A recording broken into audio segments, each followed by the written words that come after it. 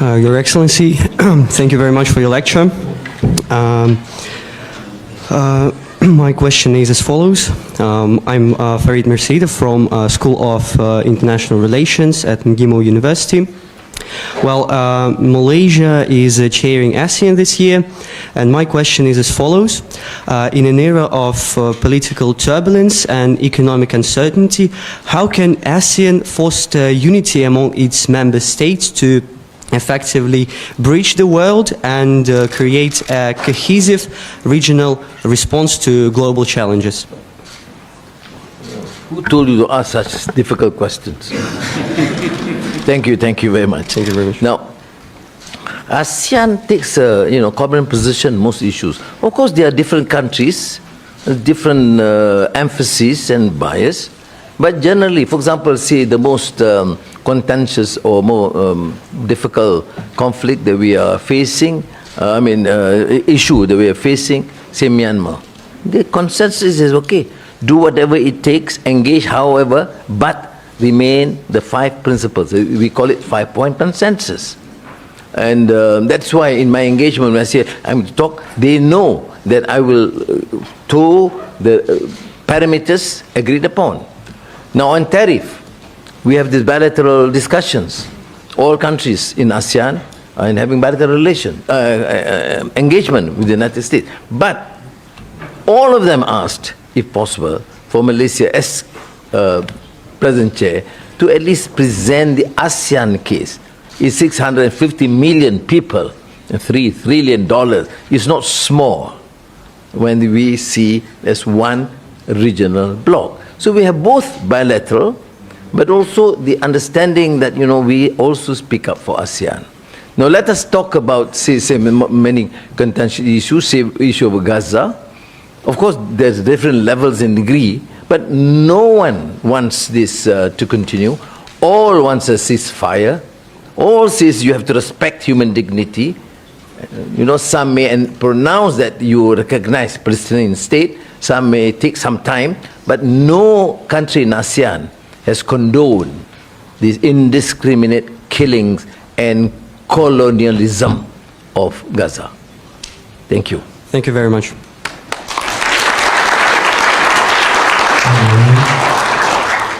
Your Excellency, thank you for, first of all, thank you for an amazing speech. My name is Maria Migushina, and I'm the student of International Economic Relations Department here. And I would really like to know your opinion on how do advancements in digital technology and the growing importance of cybersecurity serve as tools for Malaysia and Southeast Asian nations to connect and collaborate more effectively, thereby contributing to a harmonious and a great regional framework in a fractured global landscape. Do you see any role for Russia in this regard? Thank you.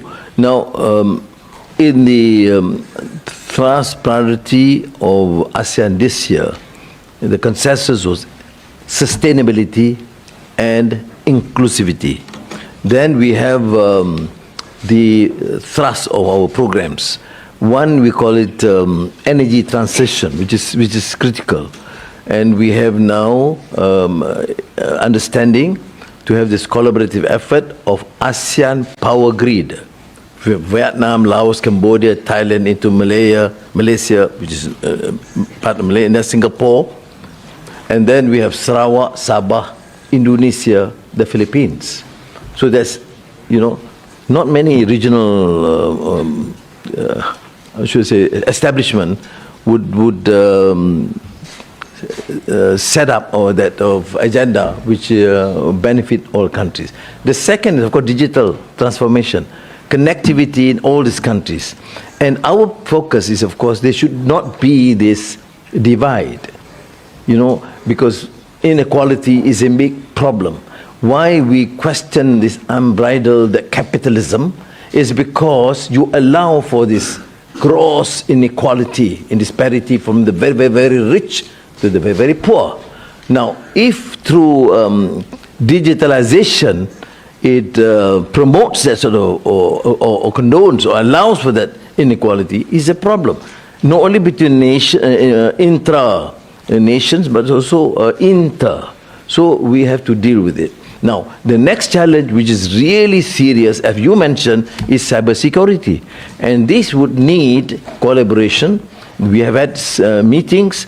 There has been clear understanding earlier in Vientiane, before that in Jakarta, and in this year's meeting in Kuala Lumpur, and this will also be focus. Now, we cannot combat cybersecurity as part of regional understanding.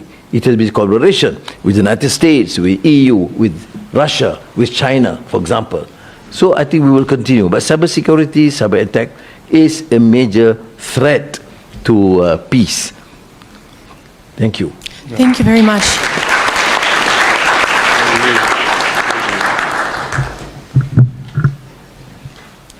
Saya akan memperkenalkan diri. Nama saya Kira Tabunova. Saya adalah seorang pakar di Pusat ASEAN dan juga sejak tahun akademik ini saya juga mengajar bahasa Melayu. Okay. Ya, saya ingin mengucapkan beribu-ribu terima kasih kepada Yang Amat Berhormat Dato' Sri Anwar Ibrahim atas ucapan yang cemerlang itu. Dan kalau Dato' Sri Anwar Ibrahim boleh dinamakan sebagai peminat sastra Rusia dan juga falsafah Rusia, ialah soal yang saya akan disuarakan. Pada pendapat Dato' Sri Anwar Ibrahim, apakah yang kesusastraan Rusia mampu menerangkan tentang jiwa dan identiti Rusia, dan apakah persamaan antara watak kebangsaan dan juga identiti Rusia dan Malaysia? Sekarang saya akan menerjemahkan ke dalam bahasa Inggris. Your Excellency, so my question is you're known as, you're very famous for your genuine interest in Russian literature and Russian philosophy. And to your perspective, Your Excellency, what does Russian literature explain about Russian soul and Russian identity? Maybe do you see any similarities between Russian and Malaysian national characters and also identities? Terima kasih.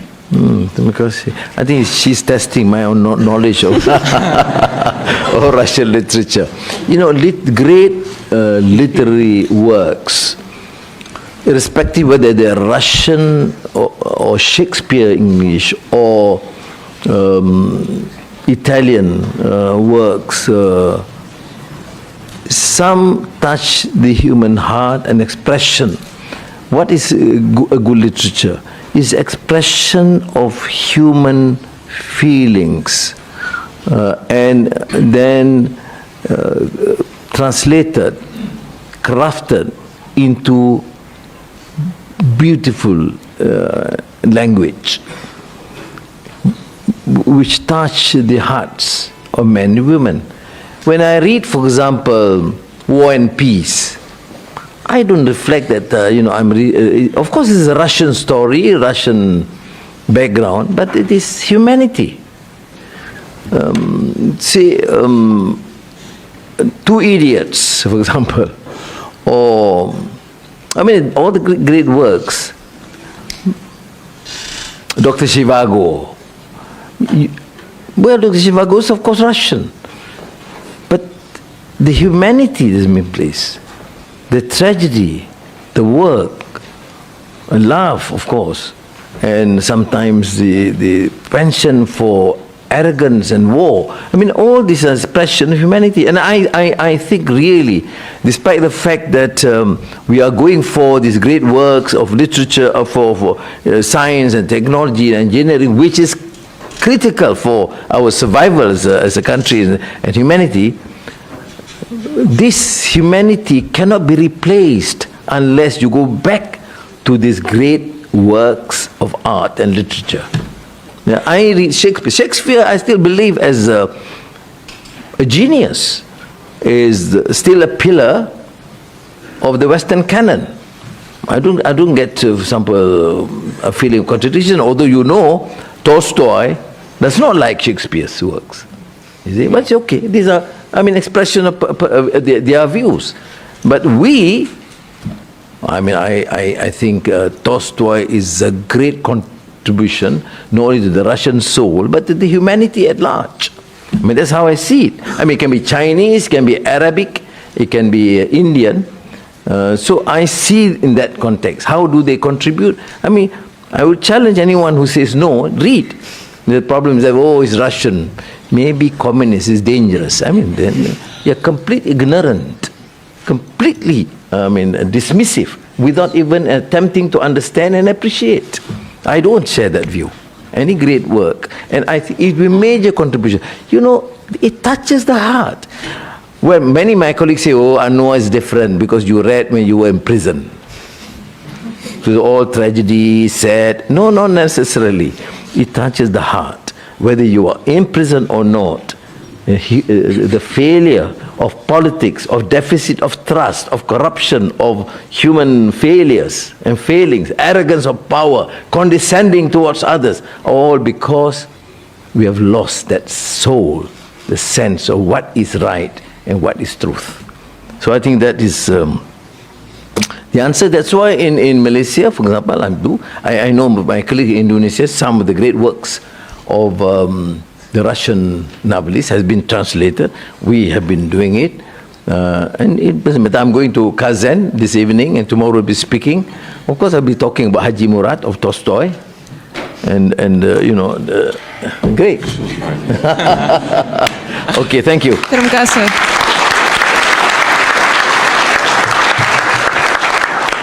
Премьер-министр даже знает, что Толстой не любил Шекспира. Слушайте. У нас не все об этом знают. Пожалуйста. Selamat pagi, Datuk Sri Anwar Ibrahim. Selamat datang ke Moskow. Terima kasih untuk waktu Anda. I'm going to switch straight away to English as I'm not as fluent as Kira in Malayu, as I started learning this language only in September, so I'm one of those lucky ones. That's great progress. Terima kasih banyak. Terima kasih banyak-banyak. Yeah. September this year? Yeah, September this year. I'm learning both. December, this is a matter of few months. Yeah, not like, yeah, but 6 months or something. Yeah. Good. But we have very... You try me in Russian, 6 months. But we have very good professors here in MGIMO. They're the best ones. Thank you. They're also present here. So, my name is Denis Zhuchkov. I'm the student of the first year of the master's program, Russia-ASEAN Strategic Partnership. And my question is as follows. So, at the Eastern Economic Forum, at the plenary session, you were asked a question regarding BRICS, namely how Malaysia sees its participation in the organization. And after the BRICS Forum held in Kazan, in which I have also participated thanks to the Volunteer Center of MGIMO as the volunteer of the Protocol Service. So after Malaysia and other countries representing the Global South have joined BRICS as partners, I want to know, has your perception of the organization changed? If so, in what way? And also, what does Malaysia expect from cooperation with BRICS? Thank you very much for coming. Sekali lagi, terima kasih banyak-banyak. Terima kasih. In Malay, thank you is terima kasih, and it goes deeper than thank you. Terima kasih is I receive with love. Like from Russia with love. All right. So this is deeper meaning from the heart. And you see, receive with some feeling of love. Now, BRICS, of course, is a major contribution because we are a trading nation. We have to explore new markets. I mean, Brazil is a great friend. I mean, they're very committed. China, and now Russian Federation, South Africa. And we are giving the focus. In the past, yes, as I said, United States is a major contributor in terms of investments and trade. And then EU, European Union, Russia. In our discussions yesterday, we have to push that ahead. That's why I mentioned that we have some difficulty because sanctions, etc., etc. And but we are opening ways. And I said, we welcome the Russian airlines, including Aeroflot, to fly in as soon as possible, so that we can get the rector Tukunov, who has not gone to Malaysia, to fly immediately. And I think we will arrange, we'll speak to Aeroflot, the premier flight from Moscow to Kuala Lumpur, he will be in it. Ready. So we're opening new markets. Now, what have happened? For example, say with Egypt. Since a year, 1.5 years, the increase of in trade it has been 34%. You see, we didn't explore this. Now with Russia, with the strength in energy, in digital, in petrochemical, I mean, so many. But then there were so many issues raised because of the sanctions. Now we have to overcome that. Of course, if it is multilateral sanctions imposed by United Nations, we have to, naturally respect that. But some are unilateral sanctions. But I think we are not involved in terrorism or, causing any enmity towards anyone. So we want to work to benefit our people. So there's going to be a BRICS meeting in Rio de Janeiro soon. And I will, of course, attend to give the support. Terima kasih. Very perfect. Thanks so much.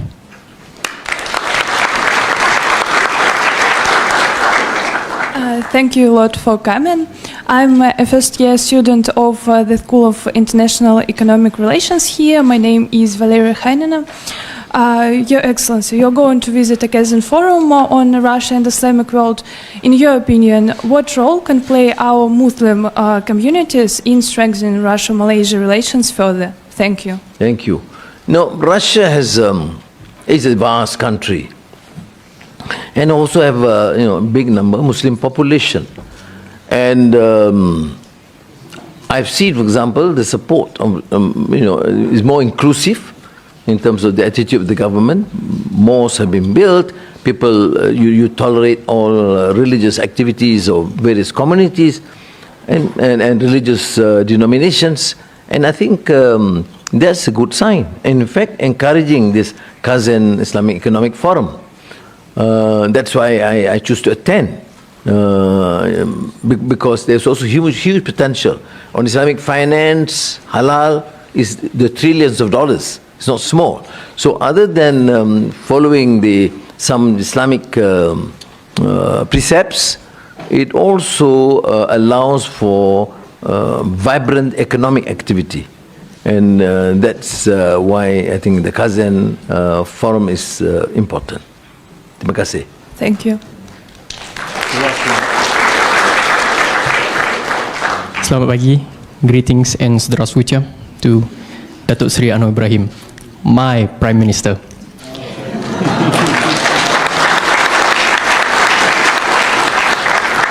My name is Adam bin Amri, and I'm also a master's student here.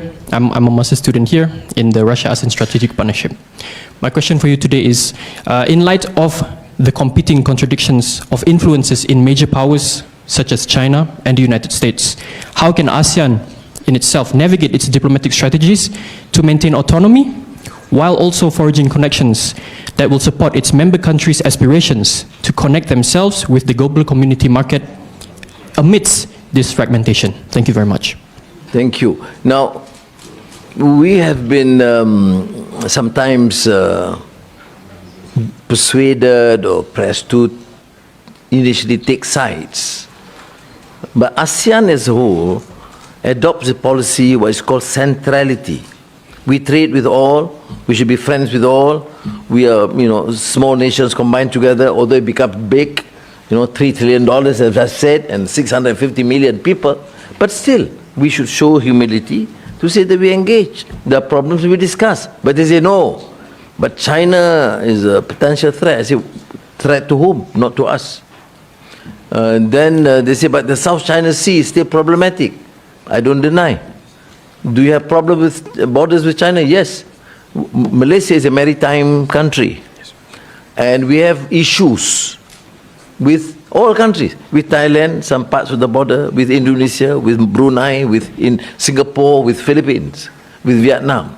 But we don't go to war. We are best of friends. If I feel I call Prime Minister Phan of Vietnam, I just call. With Lawrence, I was glad he won. landslide victory. I mean, we negotiate, we discuss, we can resolve. With Thailand, with some issues we can't resolve, we have joint development authority for oil exploration together. So why is it when it comes to China, we take a different position? So that is position. Of course, there's a different engagements. For example, the Philippines have some sort of complex relationship, but still, as a whole, we say, okay, we should, exercise restraint and engage in the dialogue. The different levels of, partnership. But as a whole, it's centrality, and it is important. At the end of this month, ASEAN will have a special conference with Gulf countries, the 6, and China for economic summit. Oh, they say, but you are biased now to China. It's not true, because early this year, I wrote to President Donald J. Trump on behalf of ASEAN. I said, we want this United States ASEAN meeting to go ahead. So it is very smart, You write to Trump, can we meet ASEAN United States? Then you go to China, can we have a session? And I'm here in Russia, we are great friends. That is what I think geopolitical relations is all about. Okay? Terima kasih. Terima kasih. Or as the Filipinos say, maraming salamat po. Okay, last question. Ya, selamat pagi, Bapak Ibrahim, yang saya hormati. Terima kasih atas kedatangan Anda ke universitas kami. Pertama-tama, saya harus minta maaf karena saya akan bertanya dalam bahasa Indonesia, bukan dalam bahasa Belanda, karena ini adalah bidang spesialisasi saya. Oke, terima kasih banyak sekali lagi. Pengarang atau sastra Melayu apa yang bisa sangat menarik dan berminat bagi orang Rusia, yaitu bagi mahasiswa yang belajar bahasa baik Indonesia maupun Melayu di universitas kami, karena tentu saja Anda tahu sangat banyak tentang kesusastraan baik Rusia maupun Indonesia atau Melayu. Terima kasih banyak. Yeah. Terima kasih. The question is,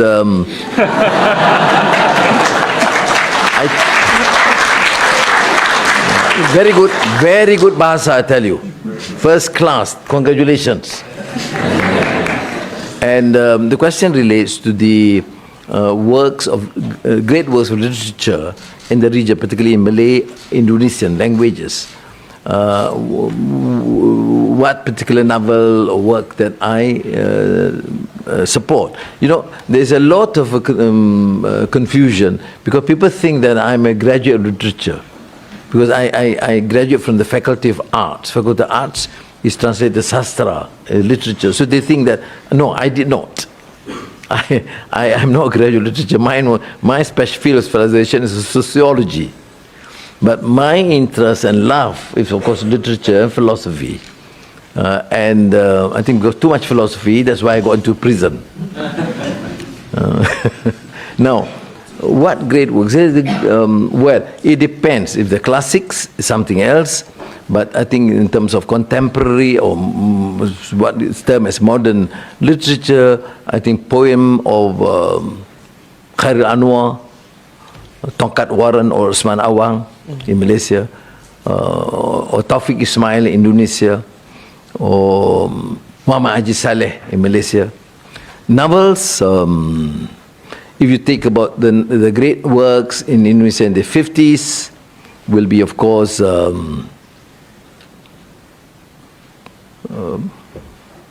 Salah Asuhan. I mean, you're familiar with this, as one of those, or the works of Hamka, Tenggelamnya Kapal Van de Beek. Malaysia do not, of course, produce as great in the 50s. Poems, some great poems, but novels not as penetrating, perceptive, and powerful. Some of the Indonesian novels. So, do I pass the test? Ya, tentu saja. Terima kasih banyak. Thank you.